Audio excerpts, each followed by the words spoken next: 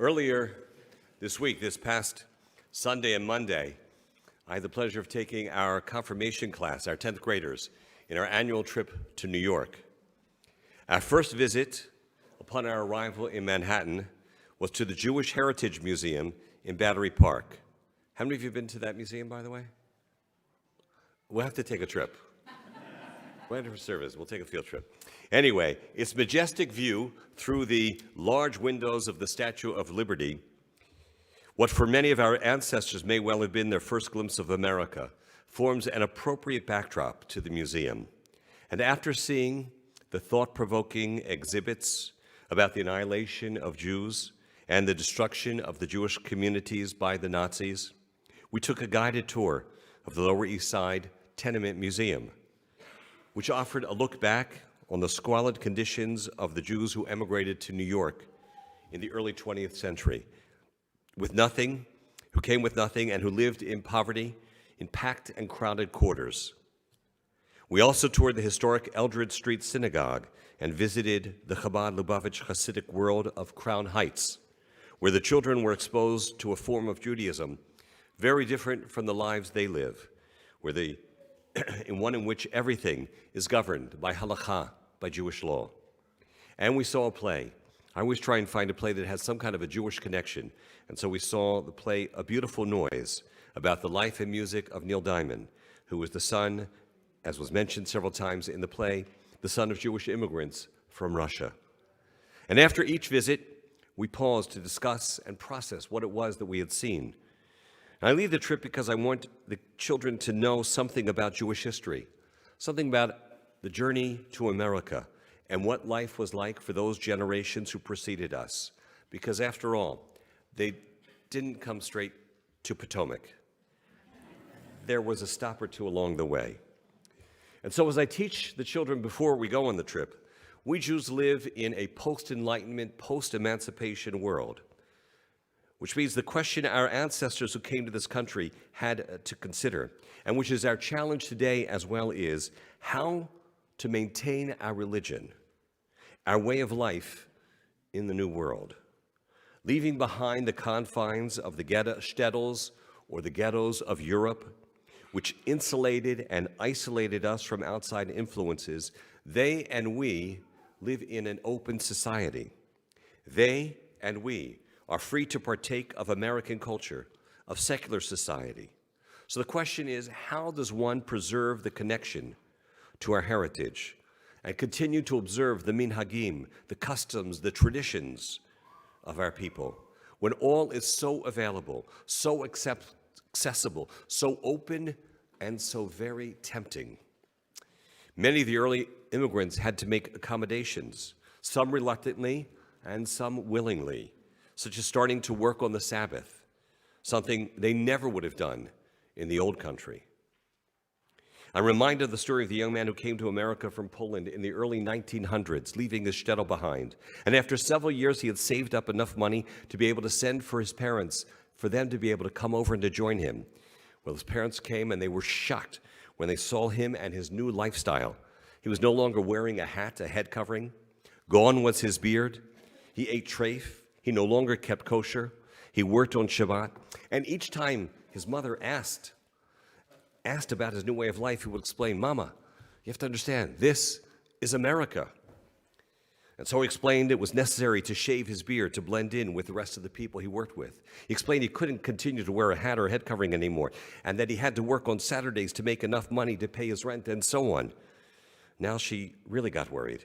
So after how much he had changed since coming to America, and she saw it, she was so worried, she leaned over and she whispered to him and said, "Moshele, tell me one thing. Are you still circumcised?"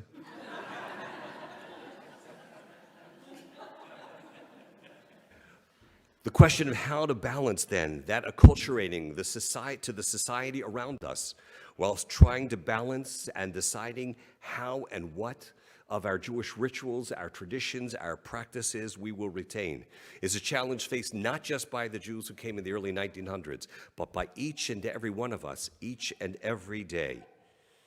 And there's one other element I want to try and convey to our kids when we go to visit Jewish sites in New York, and that is, I want them to come away with a sense of Jewish pride and a positive Jewish identity. I want them to know that we are part of a people, that to be a Jew is to be a part of an extended family. And that comes out when we go there.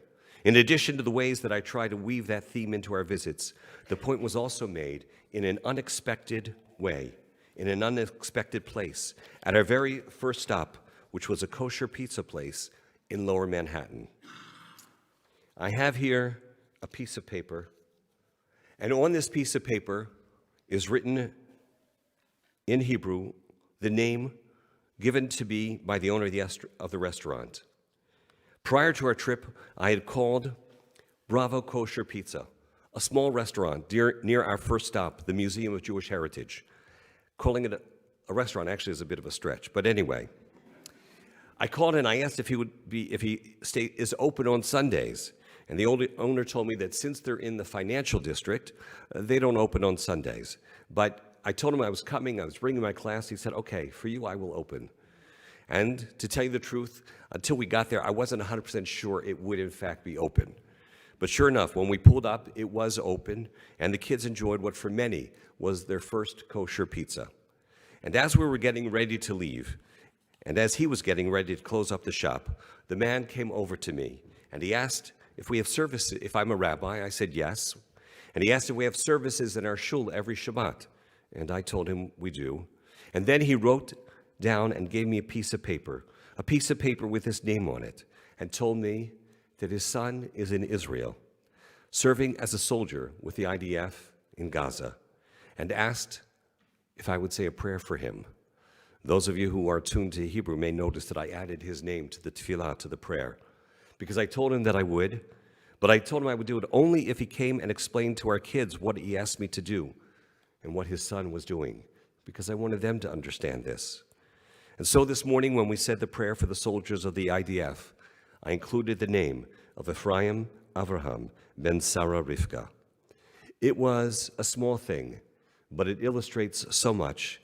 It explains so much about us and what it means to be a part of a people, to have a common language, to have a common point of reference, to know that we have a common and shared destiny, that we care about and for each other, and that we are, in fact, one big extended family.